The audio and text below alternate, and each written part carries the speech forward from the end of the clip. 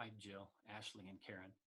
This video is going to give you a little demonstration of the holiday time off scheduling that Jana proposed at your last meeting. It'll hopefully help make it clear to see how it works. I can tell you that this system is very flexible, it's simple, and it's fair to everybody. It's based off of the system that we used back in Minnesota to determine who had to teach or who had choice to teach summer school, among 14 or 15 different faculty members. So it can be used for any number of employees. Okay, so let's get started and I'll give you an idea how this works. Okay, first is the order of where the employees are and who gets to pick where. Okay, because that's your first thing that you want to know is when do I get to choose? And then your next thing or your next idea is going to be what do I get to choose? What are my options? All right, so it's an order from top to bottom. Okay, and this will be a moving order. So right now they're arranged in the color pattern of the rainbow. Roger will get first choice, Olivia will get second choice, and then so on down the line. Okay, over here we've set up 3 holidays. These represent either your 3 winter holidays or your 3 summer holidays. You'd actually be running a schedule or ordering like this for each of those 2 seasons as you're filling in your holiday and the PTO that you're using around those holidays. All right. So the X represents the holiday day. The boxes on the 2 sides of it represent the business day before and the business day after. Okay. So if this is a Tuesday holiday, here's your Monday, here's your Wednesday. Okay. If this is a Monday holiday, this is the preceding Friday, and then this is Tuesday. Okay, so it's when you're looking to put PTO with your holiday that you already have off to kind of extend your time. All right, so when it comes to making the selections, okay, in this case, Roger is first. Roger looks him over and Roger knows that Roger is going to be first, so he's got freedom to choose anything he wants. And he looks at these and he says, okay, on this particular holiday, I want to take off the business day before it and the business day after it to extend my holiday. Okay, so Roger's highlighted these 2 days as days that he is taking off. Roger had choice to pick whichever of the 3 holidays he wanted, and then if he wanted the front half or the back half or both, he chose this holiday. He said that he wanted both of them. So Roger's made his selection. He had the most availability in terms of the holidays, so he goes to the very bottom. Okay. Next up is Olivia. And Olivia looks over the next 2 holidays, and says, maybe this is a Tuesday holiday, and says, you know what, I'd like to have that Monday off, and then with Tuesday, I've got all the time that I need. I just want the first day of this. So then that square will become Olivia's, and now Olivia moves right above Roger. Olivia's above Roger because Olivia didn't have as many opportunities as Roger did.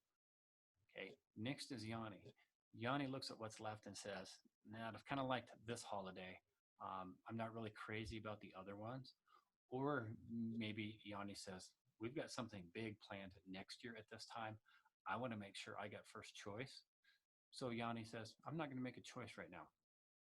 Okay, so Yanni passes. And now it's Gretchen's turn. And Gretchen looks at these and says, oh yeah, I like this holiday. And I want to take PTO the day before the holiday and the day after it.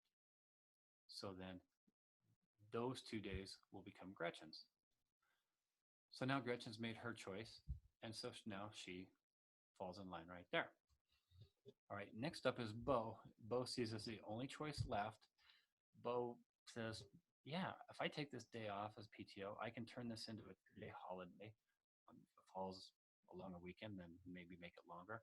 And Bo sees that to take that holiday, all that he or she is going to have to do is move down to here. And so Bo says, yep, I'm going to go ahead. I'm going to take that day. I think I want to have that day off. And so that day becomes Bo's, and then Bo moves right here. Okay, so now all the holiday days are spoken for. Violet didn't get a choice. Had one of these 2 only taken one of these days off, then Violet would have also had a choice, but in this case, she didn't. But you can see she's going to move up to second next year, when the holiday selection comes around. And so now what we do then is just squeeze all these names back together into the original list with the new ordering. So now you can see how they're squeezed together. Everybody will know at the end of this holiday choosing where they stand in terms of making a selection for next year. The people at the bottom know they may not get a selection.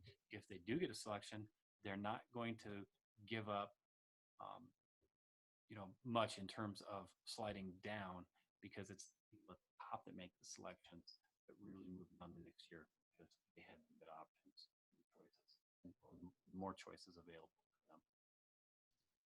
So that concludes the scenario or the demonstration to see how the days directly before and directly after the holiday are assigned to various employees. If you have any questions, feel free to ask Jonna questions, or if there's any scenarios that you can think of, definitely feel free to ask her there as well. Okay, and to get the ball rolling and get you thinking about different scenarios, I'm going to present one to you here. Okay, so with this scenario that I'm going to show you right here to kind of get you thinking about different what ifs and the opportunities that you get based on how high you are on this particular list. Let's say that these are the summer holidays, and let's say that this day right here, obviously if it's the summer holidays, holiday 2 is the 4th of July. Okay, and let's say that it falls on a Thursday. Okay, whoop, my TH, there it is. So obviously this is Wednesday, and this day is Friday. Okay, now all of your days of the year, except for these ones right before and right after the holiday, the rest of them for the most part are PTO is determined based on first come, first serve. Okay, these days that are highlighted in this demonstration are not first come, first serve. It's using this system. All right, so let's say Roger knew that he was going to be able to pick first, and he saw that the 4th of July is on a Thursday. He knows he can get Wednesday and Friday off based on he's at the top of the totem pole in terms of picking. So he knows he's going to pick those two. Okay. Well, now he says, okay, the first of the year, I'm going to be able to get Wednesday and Friday off. I want to take off the following Monday and Tuesday and turn this into a week-long holiday. These are first come, first served. He can therefore add extra PTO on one or the other, knowing he's going to get these holidays to extend his time off. So this is just one scenario of an opportunity that somebody has as they've worked their way up the totem pole. Again, if you have any questions on scenarios like that or anything else you can think of, feel free to talk to Jonna and ask her, and she'll tell you we've worked through tons of these, just like we did in Minnesota when we were using this system in the math department back there.